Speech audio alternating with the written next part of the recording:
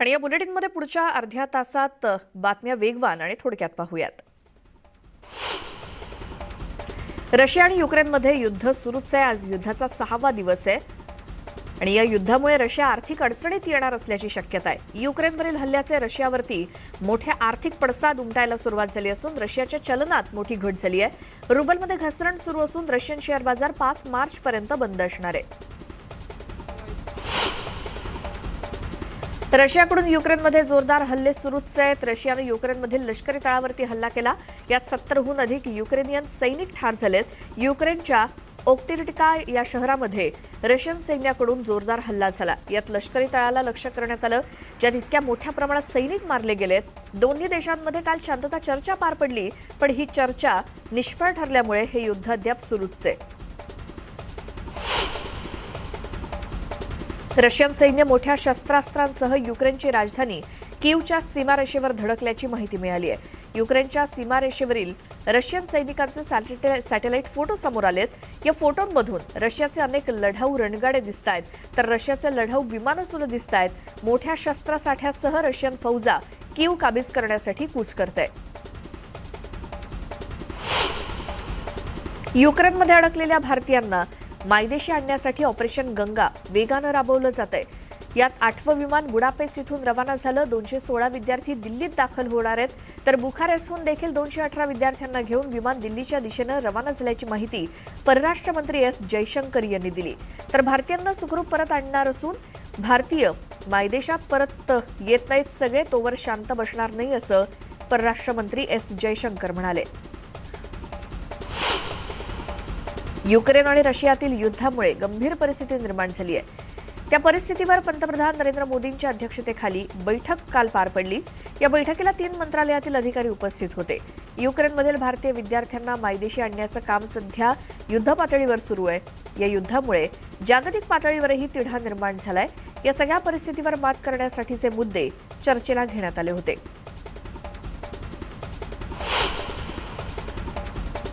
भारतीयांना दिलासा देणारी आता बातमी, कारण युक्रेनमधून भारतीय विद्यार्थ्यांना घेऊन 4थं विमान मुंबईत दाखल झालं।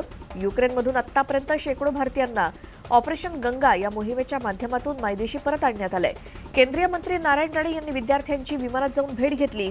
182 विद्यार्थी मुंबई विमानतळावर आले। रशिया युक्रेन युद्धाबाबत मोठी बातमी ती म्हणजे रशिया युक्रेनमध्ये चर्चेची पुढील फेरी पार पडणार आहे। पोलिश बेलारूस सीमेवरती याबाबत चर्चा होणार आहे। चर्चेतून युद्धावर तोडगा निघणार का याकडे लक्ष लागलंय। युक्रेनमधील एका शेतकऱ्याचा व्हिडिओ व्हायरल झालाय। लष्कराला न घाबरता त्या रणगाडाचा आपल्या ट्रॅक्टरच्या साहाय्यानं पळवून नेत असतानाचा हा व्हिडिओ सोशल मीडियात व्हायरल झालाय। तर ऑस्ट्रियातील युक्रेनचे राजदूत अलेक्झांडर शेर्बा यांनी हा व्हिडिओ सोशल मीडियावरून शेअर केलाय। नाशिकमधील सिद्धे गायकवाड युद्धभूमीतून मायदेशी परतलाय। मुंबई गाठताच कुटुंबियांची त्यानं भेट घेतली। यावेळी अनेकांच्या अश्रूंचा बांध फुटला। भारतात येताना गोठवणाऱ्या थंडीत कित्येक किलोमीटर चालत त्यानं प्रवास केला। हा अनुभव त्यानं यावेळी सांगितला।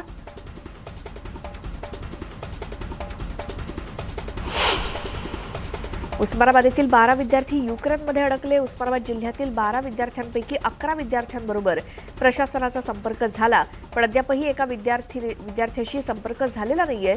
उमरगा तालुक्यातील शुभम जाधव या मुलाशी संपर्क झाला नसल्यामुळे प्रशासन चिंतेत आहे।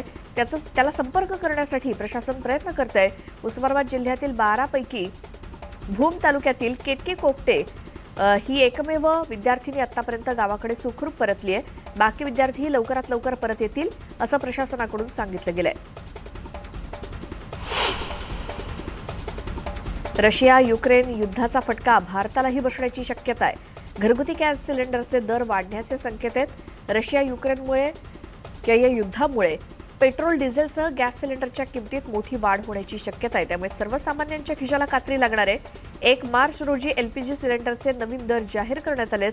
सिलेंडरचे दर 105 रुपयांनी वाढलेत आणि व्यावसायिक सिलेंडरमध्येही वाढ करण्यात आली असून 7 मार्च नंतर घरगुती एलपीजी सिलेंडर सुद्धा महाग होण्याची शक्यता आहे। पंतप्रधान नरेंद्र मोदींनी राष्ट्रपतींशी चर्चा केली. रशिया युक्रेन युद्धाच्या पार्श्वभूमीवर राष्ट्रपती रामनाथ कोविंद यांच्याशी चर्चा झाली. अडकलेल्या भारतीयांच्या मदतीसंदर्भात त्यांनी बातचीत केली. नवाब मलिकांनंतर राष्ट्रवादीचे आणखी एक मंत्री अडचणीत आले. राज्यमंत्री प्राजक्त तनपुरे यांच्या खासगी साखर कारखान्याची जमीन ईडीनं जप्त केली. राज्य बँकेच्या माध्यमातून नागपूर इथल्या राम गणेश गडकरी साखर कारखाना प्राजक्त तनपुरे यांनी 2010 साली विकत घेतला होता. या व्यवहारामध्ये मोठा आर्थिक घोटाळा झाल्याचा आरोप करण्यात आला होता. मनी लॉन्ड्रिंग प्रकरणी अल्पसंख्याक मंत्री नवाब मलिकांनी ईडी विरोधात हायकोर्टात याचिका दाखल केली. ईडीनं नोंदवलेला ECIR रद्द करण्याची मागणी ईडीनं केली असून मुंबई सत्र न्यायालयातील PMLA कोर्टानं 3 मार्चपर्यंत दिलेल्या ईडी कस्टडीला सुद्धा आव्हान केलंय. राजकीय सूड उगवण्यासाठीच केंद्रीय तपास यंत्रणांचा वापर होत असल्याचा आरोप त्यांनी केला. शिवसेनेचे खासदार संजय राऊत यांनी पुन्हा केंद्रीय एजन्सीवरती हल्लाबोल केला.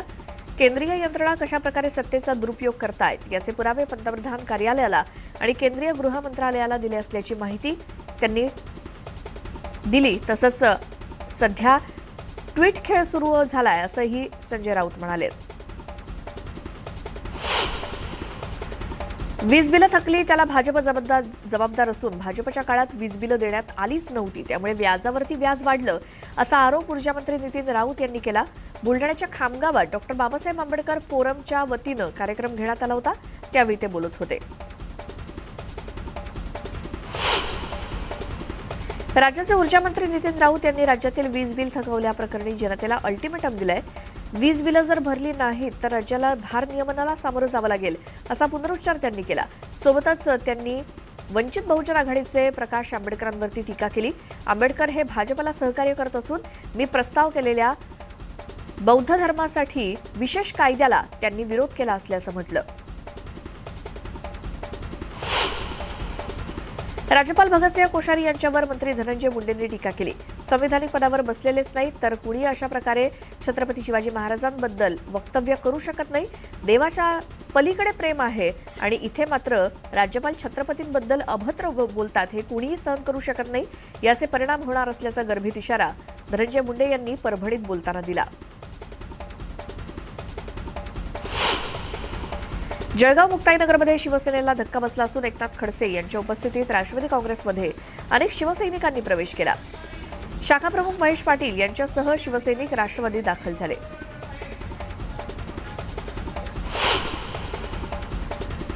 मुख्यमंत्री उद्धव ठाकरे यांच्या आदेशाला युवासेनेनं केराची टोपली दाखवली असल्याचं दिसतंय. युवासेनेचे नेते वरुण सरदेसाई यांच्याकडून कोविड नियमांचं खुलेआम उल्लंघन करण्यात आलं. संपूर्ण राज्यात कोविडमुळे नाट्यगृह आणि चित्रपटगृह 50% क्षमतेनं सुरू असताना वरुण सरदेसाई यांच्यासाठी नियम डावलून खचाखच चित्रपटगृह भरलं असल्याचं दिसलं. पार्ल्यात युवा सेनानं आयोजित केलेल्या कार्यक्रमात एकूण क्षमतेपेक्षा दुपटीनं सिनेमागृह भरलं होतं.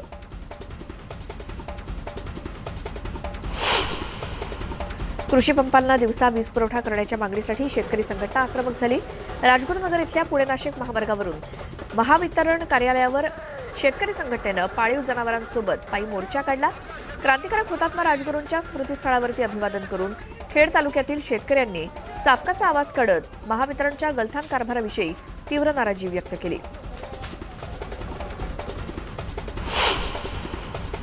स्वाभिमानी शेतकरी संघटनेचे नेते राजू शेट्टी यांनी महावितरण विरोधात आंदोलन केलं. कोल्हापुरात महावितरणच्या दारातच महाशिवरात्रीची पूजा बांधली गेली. गेल्या 8 दिवसांपासून दिवसा वीज मिळावी या मागणीसाठी ते आंदोलन करतायत. मध्यरात्रीपासून त्यांनी महावितरणच्या दारातच पूजा अर्चा करत ही पूजा बांधली आणि या पूजेच्या माध्यमातून शेतकऱ्यांना सर्पदंशापासून वाचवण्याची आणि सरकारला दिवसा वीज देण्याची सुबुद्धी देण्याची प्रार्थना केली.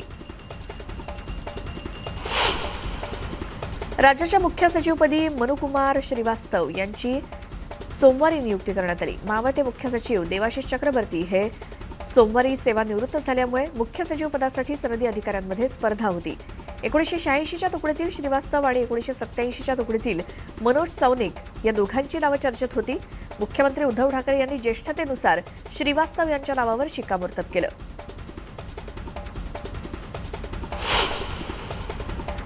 देशभरात महाशिवरात्रीचा उत्साह आहे. महाशिवरात्री निमित्तानं अनेक शिवमंदिरांमध्ये पूजा अर्चा केल्या जात असून आकर्षक सजावटही करण्यात आली आहे. दर्शनासाठी मंदिरात भाविकांची गर्दी व्हायला सुरुवात झाली. सर्वत्र भोलेनाथचा जयघोष सुरू आहे. अंबरनाथच्या 960 वर्ष जुन्या प्राचीन शिव मंदिरात रुद्राभिषेक करण्यात आला. महाशिवरात्री निमित्तानं मंदिराला आकर्षक रोषणाई करण्यात आली. मात्र कोरोनामुळे मागील वर्षीप्रमाणे यंदाही महाशिवरात्रीला मंदिर भाविकांसाठी बंद ठेवण्याचा निर्णय घेण्यात आलाय. रात्री 12 वाजता शिवमंदिराचे परंपरागत पुजारी असलेल्या पाटील परिवाराकडून रुद्राभिषेक आणि महाआरती करण्यात आली. त्यानंतर मंदिर भाविकांसाठी बंद ठेवण्यात आलं. त्यामुळे भाविकांनी दर्शनासाठी येऊ नये अशी विनंती मंदिर पुजाऱ्यांनी केली.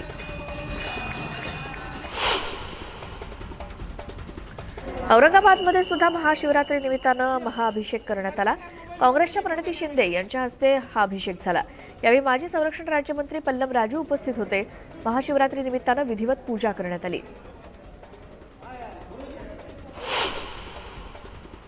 औरंगाबादमध्ये राज्यातील सर्वात उंच शिवलिंग स्थापन करण्यात आलं. महाशिवरात्री निमित्तानं हे महाकाय मंदिर शिवभक्तांसाठी खुलं करण्यात आलं.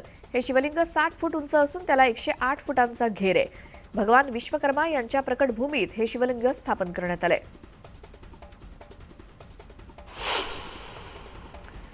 पुण्यातही महाशिवरात्री निमित्तानं शिवभक्तांनी महादेवाच्या मंदिरात दर्शनासाठी रांगा लावल्यात. ओंकारेश्वर मंदिरात तर पहाटेपासूनच भाविकांनी गर्दी केली. कोरोनामुळे गेली 2 वर्ष भाविकांना महाशिवरात्रीचा उत्सव मंदिरात जाऊन साजरा करताच आला नाही. पण यंदा कोरोनाची साथ ओसरल्यामुळे लाट ओसरल्यामुळे भाविकांना थेट मंदिरात जाऊन दर्शन घेता येत आहे. अमरावती नागपूर महामार्गावरील पुरातन सिद्धेश्वर मंदिरात महाशिवरात्रीचा उत्सव सुरू आहे. मंदिरावर आकर्षक विद्युत रोषणाई करण्यात आली. मंदिरात फुलांची आरास करण्यात आली आहे. राज्याच्या कानाकोपऱ्यातून भाविक इथे दर्शनासाठी येत असतात.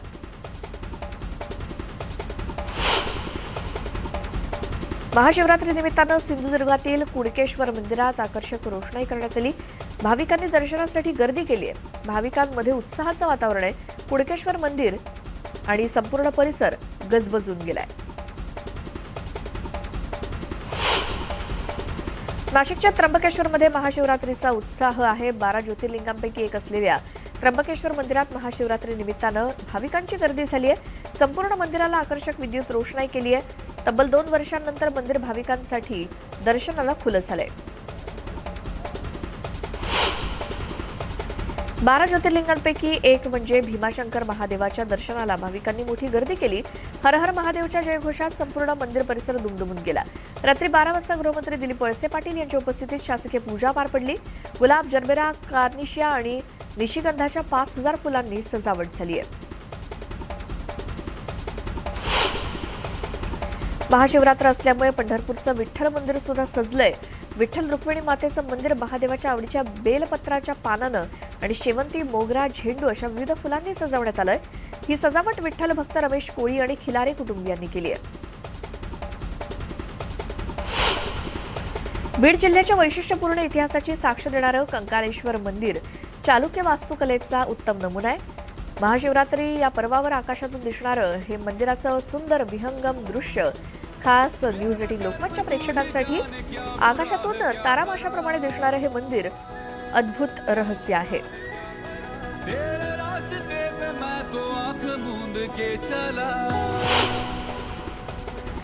जळगाव जिल्ह्यातील मुक्ताईनगरमध्ये महाशिवरात्री निमित्तानं टाळ मृदुंगाचा गजर ऐकायला मिळतोय. आज सकाळपासूनच भाविकांची इथे गर्दी होते. महाशिवरात्री निमित्तानं 2 वर्षांनंतर महाराष्ट्रातील वारकऱ्यांमध्ये मुक्ताईच्या भेटीनं आनंद होता. महाशिवरात्रीच्या पूर्वसंध्येला पुणे जिल्ह्यातील शिरूर तालुक्यातील रामलिंग महाराज यांच्या यात्रेनिमित्तानं पालखी सोहळा संपन्न झाला. या सोहळ्याला शिरूरचे खासदार अभिनेते डॉक्टर अमोल कोल्हे यांनी देखील हजेरी लावली. या पालखी सोहळ्यात रामलिंग महाराजांच्या पादुकांचं त्यांनी दर्शन घेतलं.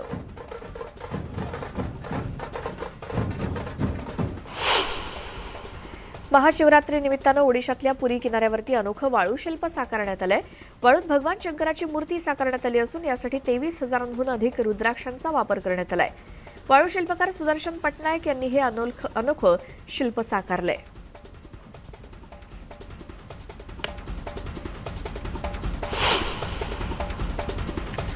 अशाच आणखी बऱ्याच बातम्या पाहणार आहोत. मात्र एका छोट्याशा ब्रेकनंतर तुम्ही पाहत राहा न्यूज 18 लोकमत.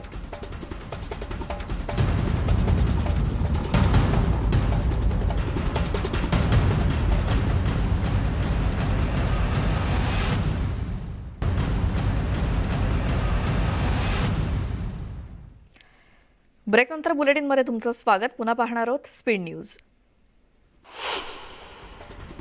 भारताचे सलामीवीर स्मृती मानधनाची प्रकृती स्थिर असल्याची माहिती आहे. दक्षिण आफ्रिकेविरुद्ध झालेल्या पहिल्या महिला विश्वचषक क्रिकेट स्पर्धेच्या सराव सामन्यात फलंदाजी दरम्यान तिच्या डोक्याला चेंडूचा मार लागला होता, त्यामुळे तिला मैदान सोडावं लागलं होतं. मात्र आता तिची प्रकृती स्थिर असून तिला डॉक्टरांच्या देखरेखीखाली ठेवण्यात आलंय. युक्रेनवर आक्रमण करणाऱ्या रशियाला आता जगभरातून निषेध केला जातोय. क्रीडा संघटनांनी सुद्धा त्यांची कोंडी करण्यास सुरुवात केली आहे. जागतिक फुटबॉल महासंघ फिफानं रशियन संघाला यापुढे रशिया फुटबॉल संघटनेच्या नावाखाली खेळण्याचा आदेश दिलेत. तसंच या संघाला रशियाचा ध्वज आणि राष्ट्रगीत वापरण्यापासून बंदी घालण्यात आली आहे. बॉलिवूड अभिनेता दिग्दर्शक फरहान अख्तर आणि मॉडेल शिबानी दांडेकर 19 फेब्रुवारी रोजी लग्नबंधनात अडकले. शिबानी दांडेकर आणि फरहान अख्तर हे लग्नानंतर सातत्यानं चर्चेत आहेत. त्यानंतर त्यांचे अनेक फोटो सोशल मीडियावर व्हायरल होत आहेत. अनेक चाहते या नवविवाहित दाम्पत्याला शुभेच्छा देत आहेत. तर दुसरीकडे फरहानची पहिली पत्नी अधुना भाबानीला नेटकरी ट्रोल करताना दिसत आहेत. अखेर संतप्त होत अधुनानं ही पोस्ट शेअर केली आहे. मी त्याला थेट ब्लॉक करणार अशी पोस्ट अधुनानं केली आहे. छत्रपती शिवाजी महाराजांच्या इतिहासातील महत्त्वाचा अध्याय सांगणारा पावनखिंड हा सिनेमा सध्या बॉक्स ऑफिसवर धुमाकूळ घालतोय. 10 दिवसांपूर्वी म्हणजे 18 फेब्रुवारी रोजी सिनेमा प्रदर्शित झाला, त्यामुळे बॉक्स ऑफिसवर जोरदार कमाई सुरू आहे.